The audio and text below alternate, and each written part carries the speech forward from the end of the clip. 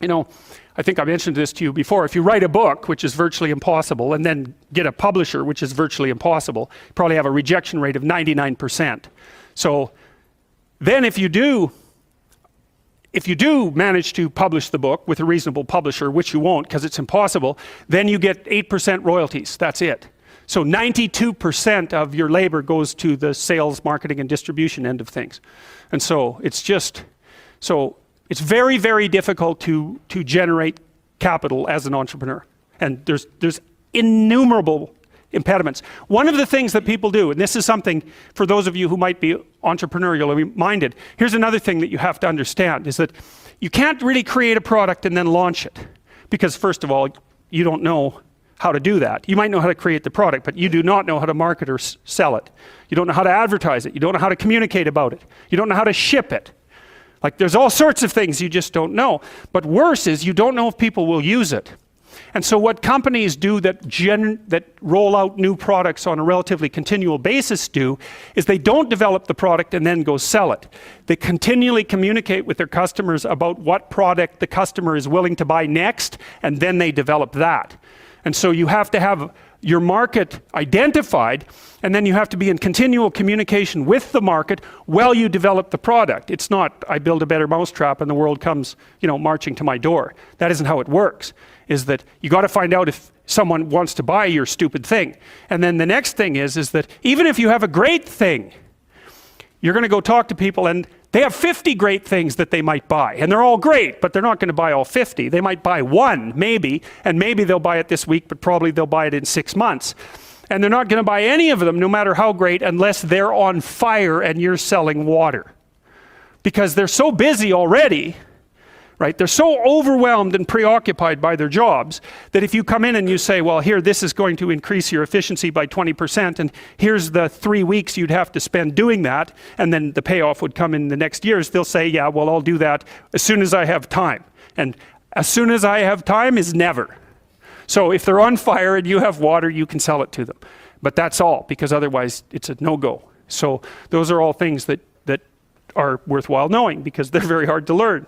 And so, and very comically, I mean, if you would have told me when I first started developing these tests that one of the reasons corporations wouldn't buy them was because they worked, that I would have just thought, really? I mean, come on, really? That's really the reason? It's like, yeah, that's the reason. God. So very, very, very problematic. And then they already have their processes in place and they're entrenched. And then the next problem is, you know, you haven't got any customers. I think I told you that before. You don't have any customers and you show them the statistics, but they can't understand the statistics. And they also have 200 other people selling them things, and 50 of them are crooks. So they're just lying about what they're doing, and they can't tell the difference between the liars and the people who are telling the truth. And so they can't understand the statistics for themselves, and they can't verify them anyways. So what they ask you is, who else is using it? And if the answer is, well, everybody, then you don't even have to do the sale because you're already rich. And if the answer is nobody, then they're going to say, well, why is nobody using this? You say, well, it's the hottest thing that's come along. And they think, well, I'm not going to be the sucker who gets painted, you know, red and fired because this failed. That they do not think this might make me succeed. People do not care about whether or not they succeed. They care about whether or not they fail. And so that's another thing, is that if you're marketing something and you can say this will stop you from being identified as a failure, then people might be happy about that.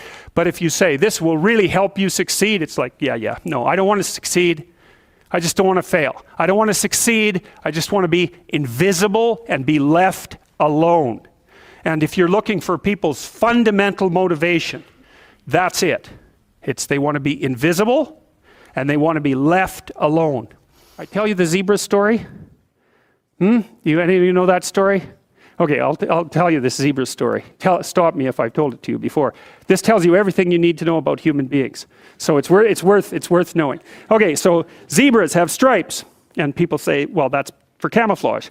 And then you think about that for 2 seconds, and you think, that's a really stupid theory, because lions are camouflaged, and they're like golden like the grass. And zebras are black and white, so you can see a zebra 5 miles away. It's like, there's a zebra, it's black and white. So the whole camouflage thing, that's just not working out so well as a hypothesis. Okay, so biologists go and they decide to take a look at some zebras.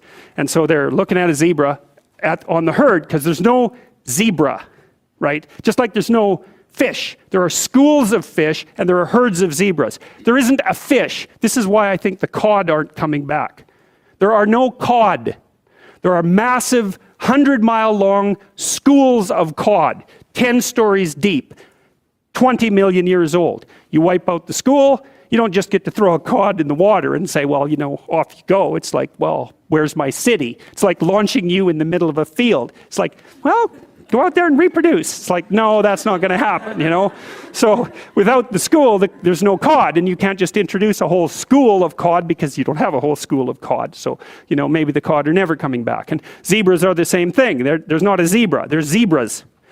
And so you're looking at the zebras, trying to study a zebra, and you look at the zebra and you make some notes and you look up and you think, oh, Christ, which zebra was I looking at? And the answer to that is you don't know, because the camouflage is against the herd.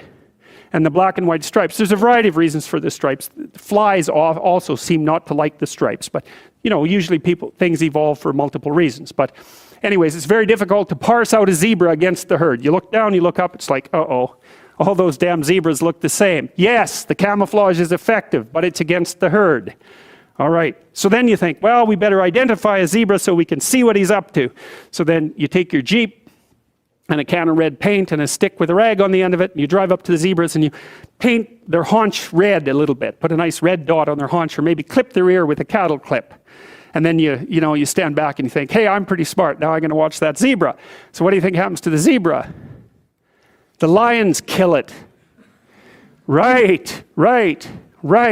Because lions, they're smart, right? Hunting animals are smart. But they have to identify a zebra before they can organize their hunt. They can't just hunt the whole herd. They have to pick out a zebra. And so maybe it's like a zebra that's got a sore hip or something. And so you think, well, nature's kind. It just takes the weak. No, zebra or lions like really healthy, delicious zebras. But they look like all the other healthy, delicious zebras, so they can't get a bead on them. But if they're small and just born, or if they're limping, or there's something that identifies them, then the lions can pick them out. And then they do pick them out. And so the rule for human beings is keep your damn stripes on so the lions don't get you. And I'm telling you, man, if you want to remember one thing from my class about human motivation, that's a good thing to learn. People camouflage themselves against the herd, and they like to be in the middle of the herd, which is what fish do, by the way. If you have a big school of fish, the smart, healthy, large fish are in the middle of the school. Because you know what you call fish on the outside of the school? Bait. Right. So that's what people are doing. They're trying to move into the middle of the herd all the time. And the herd moves around, or the school moves around, and people are going, well, I'm in the middle. I'm staying in the middle here. So I've got this protective ring of people around me so the predators don't pick me out and do me in. So, okay, so that's part of the reason why I said, well, you can't sell something to someone for success. Because you're thinking, well, people are aiming at success. Don't be thinking that. It's not by any means necessarily true. Trait neuroticism is a powerful motivator.